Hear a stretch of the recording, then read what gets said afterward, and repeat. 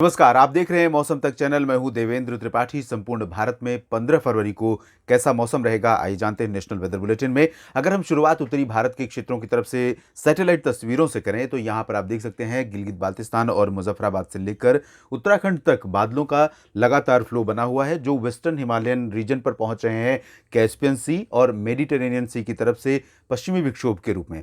और इन बादलों से उत्तर भारत के इन क्षेत्रों में, खासतौर पर गिलगित बाल्टिस्तान, मुजफ्फराबाद और लद्दाख में, जम्मू कश्मीर तथा हिमाचल उत्तराखंड के उत्तरी इलाकों में कुछ स्थानों पर मौसमी गतिविधियां देखने को मिल रही हैं।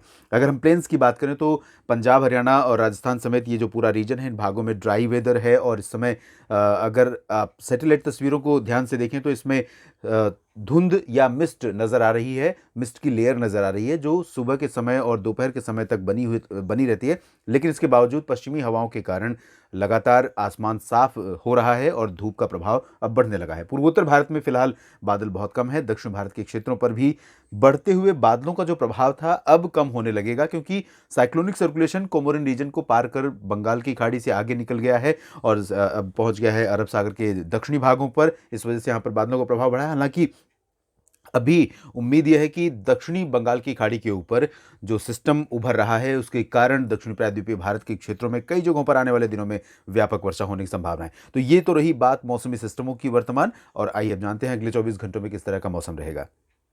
उत्तर भारत के क्षेत्रों में आप देखें तो जिस तरह डब्ल्यूडी का प्रभाव बादलों के रूप में नजर आ रहा है, उससे उम्मीद कर सकते हैं कि जो जीएफएस में ये प्रोजेक्शन है मॉडल में, वो लगभग इसी तरह का होने की संभावना, इस तरह का ही मौसम देखने को मिल सकता है। तो यहाँ पर गिलगित बाल्टिस्तान और मुजफ्फराबाद तथा लद्दाख में कहीं कहीं पर बारिश हो सकती है 15 फरवरी को भी। और श्रीनगर, गुलमर्ग, कुलगाम, काजीगुंड, पहलगाम से लेकर उत्तरी जो घाटी क्षेत्र है कश्मीर का, इन भागों में भी कहीं कहीं पर वर्षा हो सकती है। हिमाचल प्रदेश में लाहौल स्पीति और कुल्लू मनाली के रीजन में कुछ स्थानों पर बारिश की संभावना रहेगी। उत्तरकाशी, चमोली, केदारनाथ, बद्रीनाथ, जोशीमठ समेत जो उत्तरी रीजन है अल्मोड़ा और पिथौरागढ़ का, इन भागों में भी कुछ स्थानों पर वर्षा हो सकती है उत्तराखंड में।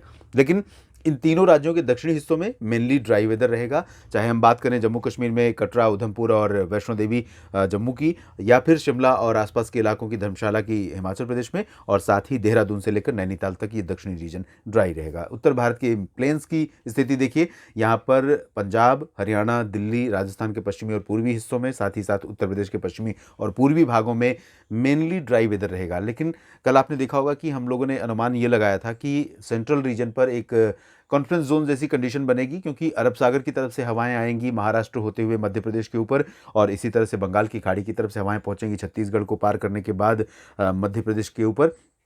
तो यहाँ पर कुछ सिचुएशन बदलेगी और इसी वजह से आप पूर्वी उत्तर प्रदेश के दक्षिणी भागों में कुछ स्थानों पर बारिश देख सकते हैं। खासतौर पर सोनभद्र और मिर्ज़ापुर से लेकर भदोही, प्रयागराज और फतेहपुर, महोबा, कानपुर, इन इलाकों में कुछ स्थानों पर बादल हो सकते हैं और इन बादलों से बूंदाबांदी या हल्की वर्षा की संभावनाएं बन सकती हैं। ज़्यादा प्रॉबिलिटी फिलहाल नहीं रहेगी। इसके बाद सेंट्रल इंडिया की हम बात करें तो यहाँ पर भी इसी सिस्टम के प्रभाव से पूर्वी मध्य प्रदेश के क्षेत्रों में रीवा, सिंगरौली, उमरिया, अनूपपुर, डिंडोरी, मांडला, बालाघाट और शहडोल से लेकर सागर, सतना, पन्ना, रीवा, छतरपुर, खजुराहो, ये वाला जो बेल्ट होगा, इन भागों में कुछ स्थानों पर बादलों का असर रहेगा। बादल दिखाई देंगे, धूप कम होगी और इसी वजह से कुछ जगहों पर यहाँ पर भी उम्मीद आप कर सकते हैं बारिश की थोड़ी बहुत। छत्तीसगढ़ के उत्तरी भागों में हवाओं का असर पहले पूर्वी, पश्चिमी और उत्तर पश्चिमी बना हुआ था, अब बदल रहा है।